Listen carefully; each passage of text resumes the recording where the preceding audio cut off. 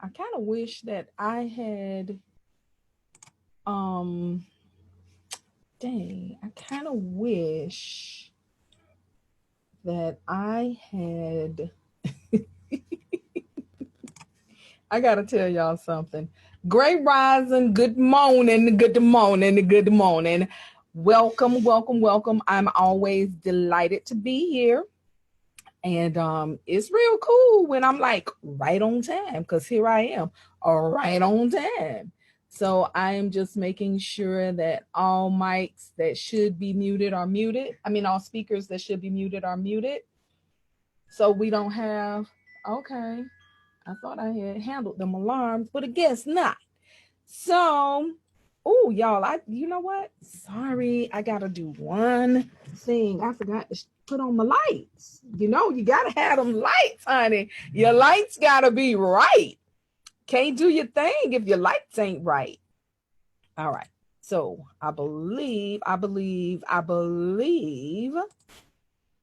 that yeah, I'm right here. I'm right here with you, y'all. Right here with you. Excited as usual to be here in the place. You know, I am fully aware that you could have been any place else, and yet you choose to be right here with me on this here day doing this here thing. So I thank you. Thank you. I'm all excited about it. All excited about it. Great rising. To those of you. Yeah, I'm right here. Wait, what? Hold on now. I just did I shut it off? I must have shut it off. I must have shut it off. That's funny. That's funny. But hey, how y'all doing? You know, I can't tell who's here unless and until you actually click the link. I mean, excuse me, uh, type something and let me know that you're in the building. Otherwise, I won't know that you're here. But great rising, good morning. It's 11 o'clock on a Sunday morning. So you know what that means. This is the MoneyFest Destiny show. And of course, that means that I am your host, Celebrity Mary. I am out here leading with love. I'm governed by peace on the MoneyFest Destiny show. This here be a gospel of money because money is your God-given right. This is a different kind of Bible study, y'all, and I do this each and every Sunday at the most segregated hour of the week, 11 a.m. So let's get into it. I'm super excited, y'all. I'm super excited for a couple reasons. Y'all know I like petty, right? Oh, Jesus. Y'all know how much I like the petty. Y'all know how much I like the petty. So I'm gonna share a little something with y'all. But first, let me do my stuff. Let me do the stuff that I need to do first. And then I'm gonna tell y'all about the pettiness that's going on this morning. So of course I have a call-in number. If you want to have a discussion about what it is that I do here, what it is that I am discussing, if you got some thoughts, some feelings, some conversation you want to have, you know that you can hit your girl up. The phone number to dial is 669-900-6833. The webinar ID for you is 766-687-876, and your participant ID is the number 40. I'm going to slow down and say that again for those in the back. The phone number to reach me if you would like to dial in is 669-900-6833. And the webinar ID is 766-687-876. And your participant ID is 766-687-876. So you know that you got to give me some feedback. You got to let me know if I'm hitting all the marks that you want me to hit. Let me know if there's something in the upcoming weeks that you want me to talk about. You know, I'll do my best to address that. Make sure that you stick around until the end because I always have exciting announcements about business credit and other juicy stuff that I got going on this year. I keep being shocked, and I don't know why I keep being shocked, but I keep being shocked at the fact that this year is moving along so quickly. It boggles the mind. I remember when I was a child, it would take years for the year to pass. It seemed like 5 years to get through 1 year. Now it's like January, February, December. What's happening right now? What are we doing here? What's going on? Hey, Kurt, thank you so much for joining. You know, I'm always happy to see you, brother man. But yeah, we are, child, this year is flying by. So anyway, you know, on this show that we have caveats, warnings, and disclaimers. So here we go. Don't assume that a person is lying. And I actually have this in red. I usually put this in my notes in red because this part I think is the most important part. And I feel like those of you who've been with me for a while, y'all already know this. But for the new people, because y'all still inviting people, and I thank you for that. Very, very, very appreciative of that. And I'm still meeting people who are learning that I'm a bona fide celebrity, right? So the first thing is, don't assume that a person is lying just because you've not ever heard the teachings before now. Any opinions that are expressed on the show are those of the speakers and not necessarily those of the show. And any advice that's given is based on personal experience and independent research by the speaker. So engage at your own risk.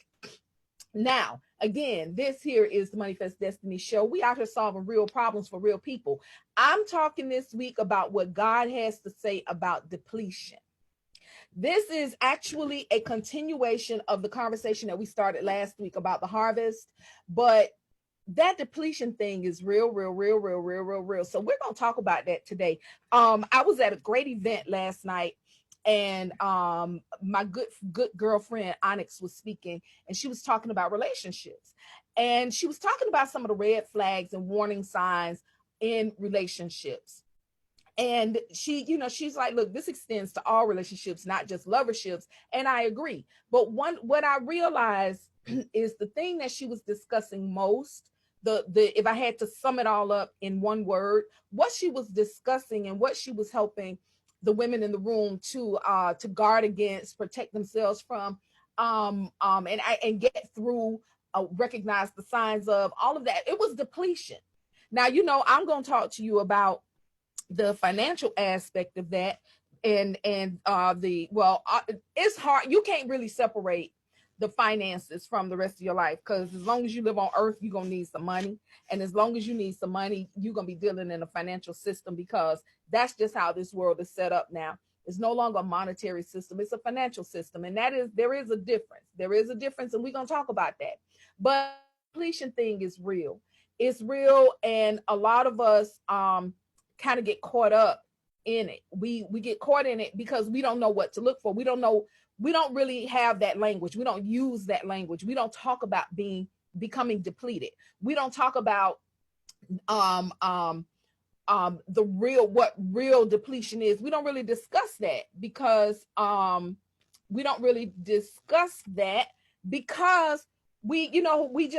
have that language. We don't talk about that. We are always, especially in the Black community, and most particularly in the female community, whether you are a Black woman, a white woman, a purple polka dot woman, if you are a female, one of the things that you're taught pretty early on is you got to be strong for everybody else. You must take care of everyone else. And you can find yourself in some pretty low places when you do that. But I'm about to skip all and get all into the message. I got it. I'm gonna get there. We're gonna get there. So we're talking about depletion today. Yes, Kurt, I'm gonna go ahead and preach this thing, and I'm gonna do my best to preach it kind of slow so we can get it. You know what I'm saying? Make sure that you are tagging, sharing, reposting, hosting a watch party. Keep in mind, if you do a watch party, I won't be able to see comments, so I can't respond if you have questions or comments. So don't be offended if you're doing a watch party or you join by a watch party, because I can't see your watch parties are private. I won't be able to see what you guys are discussing. Make sure you click the hashtag 2020 boss up, because I'm still doing that. I want to remind you that after God, the second most discussed topic in the Bible is money. That's why I do this show. And the other reason why I do this show is because I have to constantly remind myself that money actually matters. I can become a little complacent. I could be a little lackadaisical. I could be a little more free-hearted than I probably should be. I've had to learn over the past few years how to protect myself and how to stand up for myself. And especially in the areas of finances, because I felt like there's more that I wanted to do, and I wasn't really able to do the work that I felt like I was on this earth to do, because I felt like I didn't have money. So this show was born out of my understanding, my discovery of what money actually means here on this here earth. So again, money is pretty important to God, because if you believe the Bible, if you are a Bible believing believer, then you know If you believe that every word of God is true, every word of the Bible is the God-inspired word of God, if God breathed it, then you got to know that money is very important to God. There's a court, except for God, nothing else is as important in the Bible. Money is discussed more than Jesus, love, salvation, all that right there, doing good, even having no fear. That's actually right up. That's like top 5. Being don't not being afraid, having good courage, being of faith. That is right up in the top 5 too. So like I said, I do this every Sunday at 11 a.m. Eastern. And I wanna make sure that you guys are getting this lesson with me. You have the opportunity, the privilege of watching me minister to myself. You get to eavesdrop on that thing. Anything that I say to you, I say to me first. So I'm getting this word, I'm getting this lesson, and I'm offering it to you. Want you to keep in mind that I am working with the tech guys over at FICO to roll out a new product, and I still am looking for those hard credit cases. Believe it or not, in this financial system, credit is money. The Bible tells you that you should desire a good name above any riches, any kind of wealth, any kind of money, I should say. Rubies, diamonds, gold, whatever we call it, money. You should always desire a good name. So that credit money, that thing is big. That's a big, big, big, big deal. Make sure you inbox me if you want some more information about that. Don't worry, I am very discreet.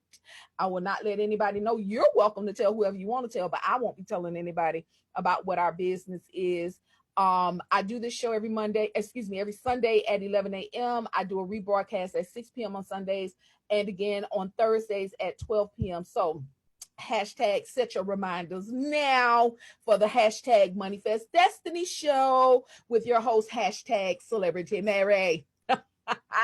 Oh, by the way, also come and join me in my Facebook group.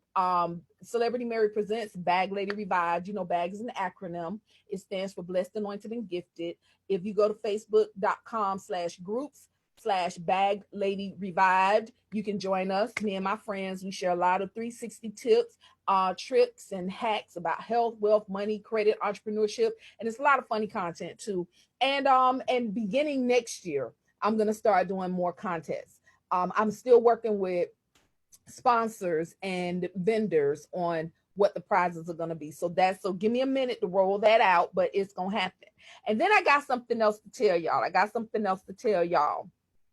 Oh, by the way, make sure that you're following me by hovering over my name and click follow. Click the follow button. And when the follow button comes up, because once you click follow, you're following. But the follow button is going to offer you another option. It's going to say see first.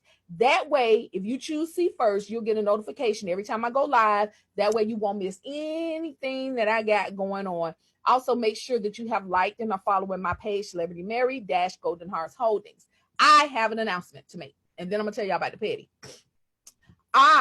It is official. If you're on my page, then you've seen it. It is official. I am the ambassador for the Virginia Beach area, here for the Black Doll affair. Yay! I'm so excited about that. So who's the Black Dolls? The Black Dolls are everyday philanthropists. We sign up to change the world for Black women and girls and reverse those doll test results by throwing a holiday Black Doll delivery and self-esteem party in our localities, our neighborhoods. Ambassadors, that's me. That's why I'm wearing my doll t-shirt today. Right? That's why I got on a t-shirt today. Normally I don't wear t-shirts, but I got on this t-shirt. Well, I do wear t-shirts when it's about trading. But anyway, we'll talk about that. So ambassadors, which is what I am, are active volunteer Black Doll Affair leaders. We represent the movement in beautiful ways. Thank you, Kurt. I appreciate that.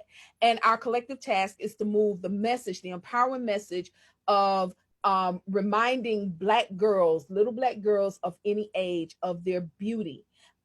We represent this out in our neighborhoods, online, and around the world. Now, I'm gonna tell y'all, this is not just some fly-by-night thing that I just got down with a few minutes ago. I actually have been a member of the Black Doll Affair, I think, since 2000, either 10 or 11. It started in 2007, and it was started by a woman who was inspired to do something when she happened to be watching the episode of the Oprah Winfrey Show, excuse me, where the doll test from the 1950s had been repeated. A young woman repeated the doll test of the 1950s. There were some sociologists who learned in the 1950s and recorded it and demonstrated that when given the opportunity to choose between a black doll and a white doll, to attribute characteristics to doll babies, one being white, one being black, that most children, including the black children, chose positive and associated positive attributes to the white dolls and negative attributes to the black dolls. This test was repeated some 50 years later, and the results were the same. So, and even more recently than that, CNN also did it, and they got some. There's been some movement of the needle, but it still is the same. We know that Black women in general tend to be, overall, is the most socially oppressed group in our culture. We know that. So that it's important to us. It's important to me, for me to be a part of a movement that helps Black women understand, like, sis, keep your head up. Like, you're way more than what is put out in the media for you to consume about who you are. So that's what the Black Doll Affair is. Let me tell you, there's some famous people who are a part of this movement. Misty Copeland, who is a prima ballerina. Gabrielle Union, y'all know her. She's still being Mary Jane, right? Tay Diggs, who is not a doll, clearly, but a brother who supports this Black Doll Affair movement.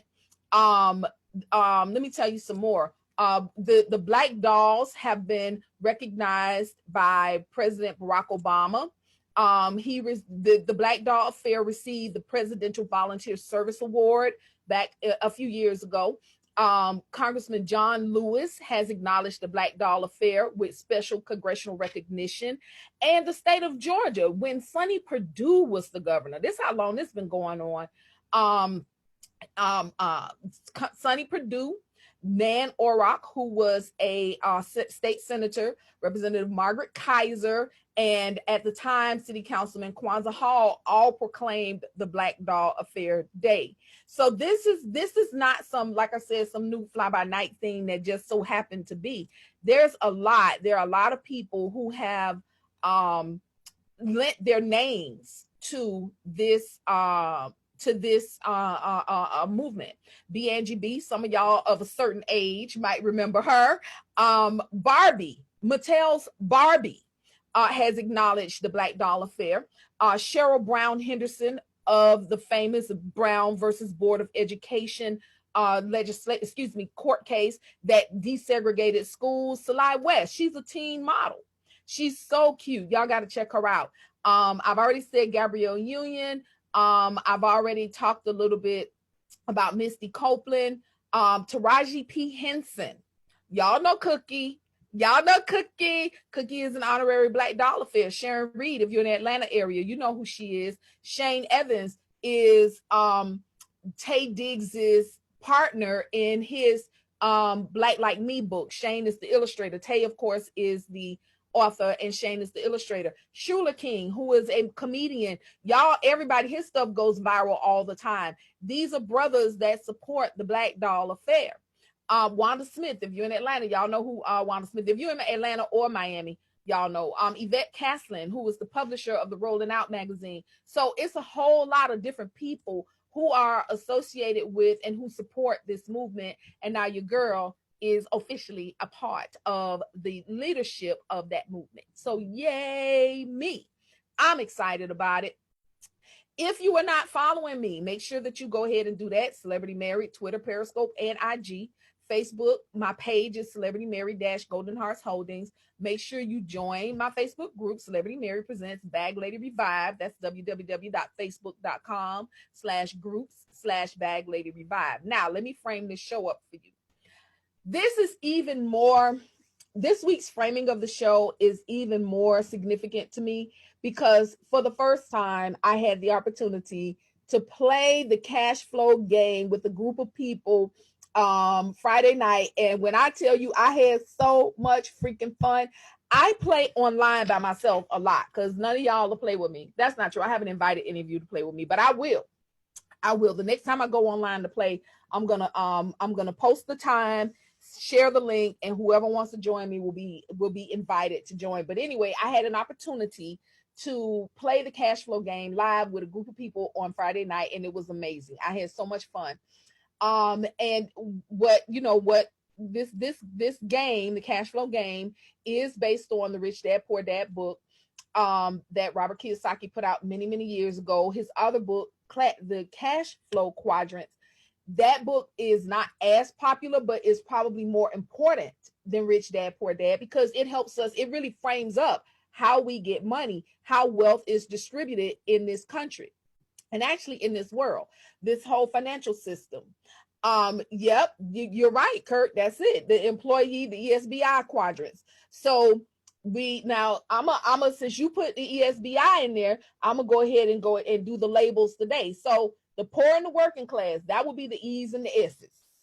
Those are the employees and the self-employed. Those people trade time for money.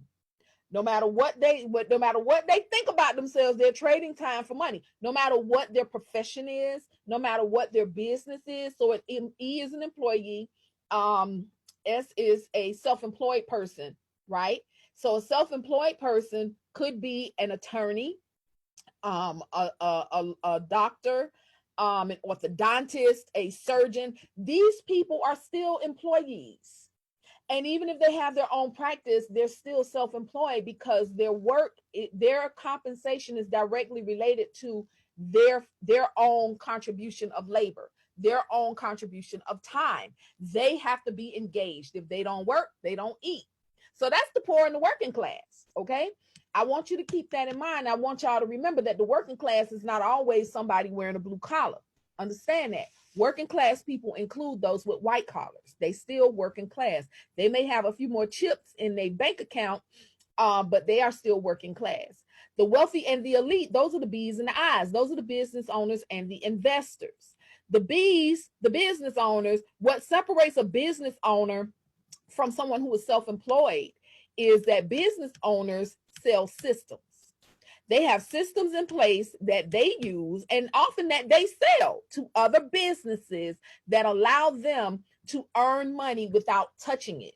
It becomes passive. The wealthy and the elite earn money through passive means. The I's would be the investors. The investors, well, money just works for them. So the wealthy and the elite could take whatever amount of time off that they want. They never have to show up. They don't have to touch anything. Their money is just going to keep working for them, or they're going to have people who are working for them using their system that continues to generate money for them. I am currently watching Decoding Bill's Brain, which is a Netflix documentary about Bill Gates. Bill Gates was self-employed for many years. Microsoft was a multi-billion-dollar company, and Bill Gates was still self-employed because Bill Gates would not stop working. He was giving his time. He was showing up every day to work and working more than anybody. He was out working everybody. And finally, when he retired, when he left Microsoft, well, thank you, Badon. Dang, it's good to see you, brother. Glad to see you here. Anyway, when Bill Gates finally retired, because of the way his brain works, he needed to keep working. He clearly is on some kind of spectrum. Don't know what it is. People are reluctant to say because he's a billionaire, but that shit works.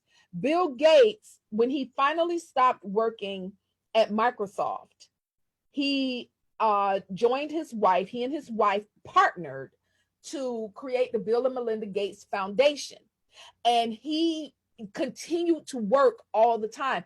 What he's working on is solving some of the world's biggest problems. He really is solving some of the world's biggest problems, because what he wants to do is keep people from dying from unnecessary stuff. He read a New York Times article, an op-ed, that talked about the fact that there were still people in modern times, in the modern world, who are dying of diarrhea. If you live here, you've had or had to take care of someone who's had diarrhea. And it ain't that hard. You feed them a banana, you give them some bland rice, you make them drink some Pedialyte or, something like that, some Gatorade, whatever. You replenish them. You help them, you help them to get whatever it is out of their system. If it's a bacterial diarrhea infection, then you take them to the doctor and they get some antibiotics and they stay alive. Diarrhea is like babies get it. And we don't trip. We just give the babies what they need, right? But there are people in developing nations who literally die of diarrhea. And when he took a bigger look at the problem, what he realized is that even though these are most of the infections are waterborne, they come from the water that the people are either consuming or playing in, because a lot of children, so they're playing in it. And what was happening is that the people were getting clean water for people to drink is one thing, but the sanitation and hygiene piece is the part that most of these agencies that go in and try to fix stuff, they overlook the sanitation and the hygiene pieces. So if these communities, what they were learning is that there were these communities where they basically had no toilets. If you follow me, I've shared this a few times. Old chap Charity Croft makes the point. Here in this country, we use clean water to move waste out of our house. Clean water, potable, could be potable water out of our houses. And there are people who are literally dying because they don't have toilets. So they taking their stuff down to the rivers or to whatever other water source there is to try and get it away. And, you can't see the things that's swimming around in there that's living, the microbial things that are causing people to develop diarrhea and die. So I said all of that to say that Bill Gates now moved himself from the self-employed column firmly into and blew past the business owner column quadrant and landed squarely in the investor column, because even though he's running the foundation, he's using other people's money, namely Warren Buffett's. Warren Buffett has already pledged more than about 30 billion of his dollars to the Bill and Melinda Gates Foundation for the work that they're doing, as well as Bill's own money to clean water, to create sanitation systems and mechanisms that will allow people to stop dying from diarrhea. If you haven't watched it, you should. It is an excellent example of how these quadrants work. It's just really good. It's really good. It's an excellent example of how money works and how you can use money to actually solve problems in the world, not just to ball out of control. I like that he does these, what he calls think weeks, where he pulls himself away from the world and he gives himself time to think, to read and to think, to read and to think. He's by himself. He's in some little isolated town and he's just reading and thinking. That's all he's doing. And I like that. I've said before, in a different context, I have said women should make time every day. I learned this from a woman who was my quasi mentor several years ago, who said women should every single day make time to rest, to read, and to think. And that's what Bill Gates does. And he's using his energy to come up with solutions for big problems in the world. So if you can, check that out. As of today, the United States makes up about 4.5% of the world's total population, but we consume more than 85% of the world's resources. And the reason that is significant is because for such a small population to be using so much of the world's resources, that must mean that we got a job to do here in this world as Americans, and that is to buy stuff. That's our job. Other countries make stuff, we buy it. That's our jobs. So that being the case, it's that the separation of the classes, the poor, the working class, the wealthy and elite, that's going to continue. That's the financial system that we live under. And since that is the financial system that we live under, it makes us even more prone to this thing that we about to talk about today, which is depletion. Recall, I do have a call-in number. It is 669-900-6833. The webinar ID is 766-687-876, and your participant ID is the number 40. Let's get into this word. Let's get into this word. You know, the foundational scripture for this show is Proverbs 22:17. I usually read it out of the New American Standard Version of the Bible. Unless I tell you differently, that's the version that we're using. This our foundational scripture is, incline your ear and hear the words of the wise, and apply your mind to my knowledge. Let's talk about economic healing, because as soon as you get economic healing, you can get to the rest of it. You can understand, you can recognize and accept your financial dignity, and capital inclusion just becomes a no-brainer at that point. Okay, so be open to hearing new information and be prepared to apply new information. Today's text is actually going to come out of the New Living Translation of the Bible, because I wanted this to be real plain. I wanted this to be very, very plain today. The New Living Translation of the Bible, Matthew 9:35-38. We still talking about the harvest, but I'm offering you another perspective. I want you to understand why you feel how you feel when you feeling how you feel it. Okay. This is important. This is a big deal, guys. So here is what the word has to say, what the word got to say. This is what Jesus said. Now, y'all know I like to preach from the New Testament, and I like to give the words of Christ. I'm following the man. That's what I'm doing. I call myself sometimes a reformed Christian who follows the teachings of Christ. Okay. All right. A recovering Christian who is following the teachings of Christ. So Jesus is traveling through all the towns and villages of the area, and he's teaching at the synagogues, and he's announcing the good news about the kingdom. He's preaching the gospel. He's sharing the gospel abroad. He healed every kind of disease and illness as he went along. He helping people, but he noticed something. He would look out and he would see all these people who had all of these illnesses and diseases, and they couldn't understand what was they were confused. The Bible says that Jesus looked at them and had compassion on them because they were confused and helpless, like sheep without a shepherd. Ooh. Have you ever felt like that? I have.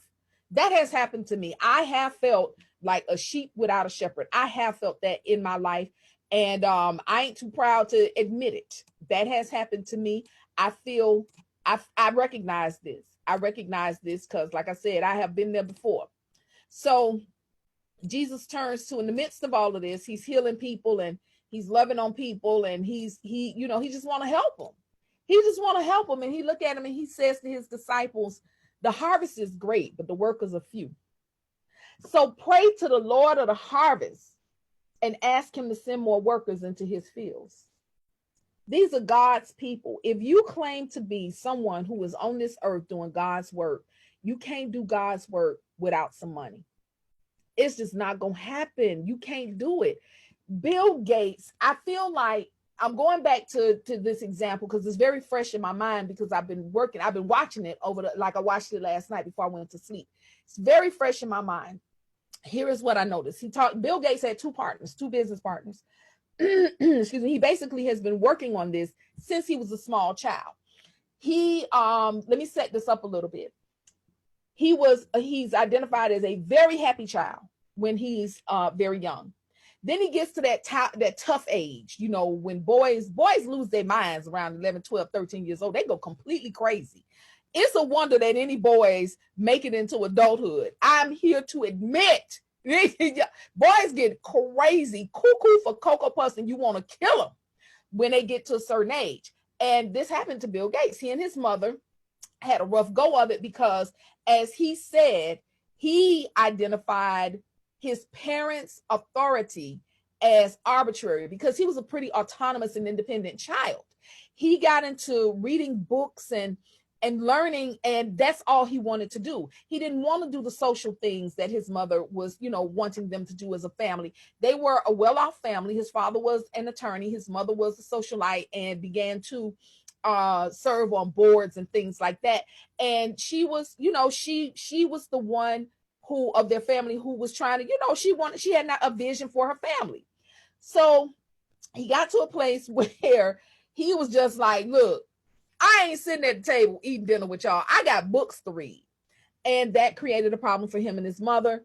And apparently it blew up one night to the point where his daddy got involved. And finally the family was like, okay, the parents were like, okay, we're going to go and get counseling. And the sisters are in this interview and they're like, look, They made it seem like it was a family issue, but really it was just my brother and my mama. So they do all of that. They go get the counseling. And he said basically the counselor, he let them know, listen, this doesn't make any sense. My parents being my authority don't make no sense to me. I don't get it. I have aegis over myself. I want to read and learn. There's too much to do in this world. He was driven. He didn't have the articulation yet, but he understood that there was something he needed to do in the earth. And so he was committed to it. Remember last week I asked you the question, how committed are you? And I gave the example of the breakfast plate. If you eat eggs and bacon, then you know that the chicken participated, but the pig committed. The pig was in it till the end, right? And this is what Bill Gates's approach to how he was going to live his life is. This is still his approach to his life. So they go to counseling, and the counselor basically says to him, listen, your life is going to be a lot easier if you just let your mama have her way. And basically he did the calculation, carry the one, okay. And he went along. And thankfully he went along because, again, his mother was teaching him social graces. He was very much not interested in people, in interacting with people in that way. So fast forward, his parents take him out of public school. They put him into a private school. And the school that he's going to is for children who are, he had done this, he had taken a math test, like a standard math test, and he scored higher than anyone else in his state in any grade. So I think he was in the 8th grade. He scored higher than kids that were getting ready to go to college that year. He scored higher than anybody else, on the test. So he clearly had an aptitude that became recognized very early. So his dad sent him to a private school. When he gets to a private school, he and another nerd friend of his, who are these boys have an idea about what their lives are going to be like and what they're going to do in this life. They weren't really interested in going out and playing and all this other stuff. They were reading like Fortune magazine. He said his friend, this is his first friend, his first partner, his first business partner. This guy introduced him. I forgot his name. It'll come back to me. They were like 12, 13, maybe 14 years old. They were in the 8th or 9th grade at this school, and they joined like a computer club, a computer club, or a computer lab or something, where all the children were a lot older than them. Like, these are seniors, they're freshmen, and they're in classes with seniors, juniors, seniors, etc. And they're the smartest kids there. They're so smart that the older children are, invite them to kind of hang out with them. And he's like, it becomes kind of a thing for,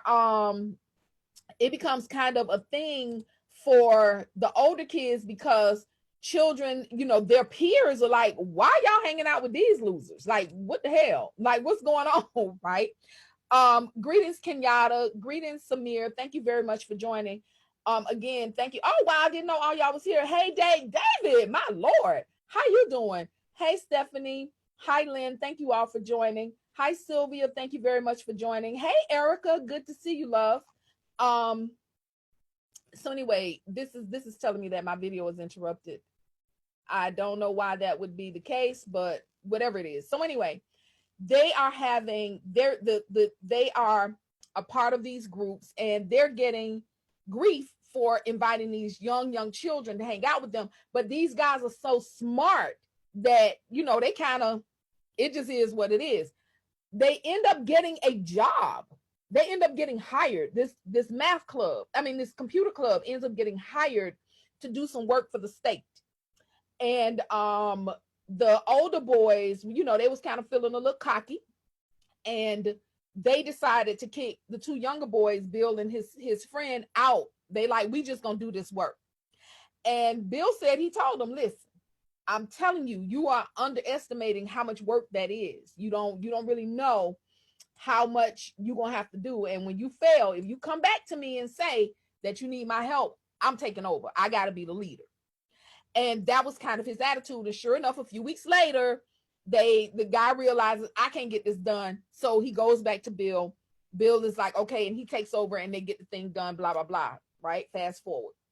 So he and his friend, greetings, Levi, thank you very much for joining. He and his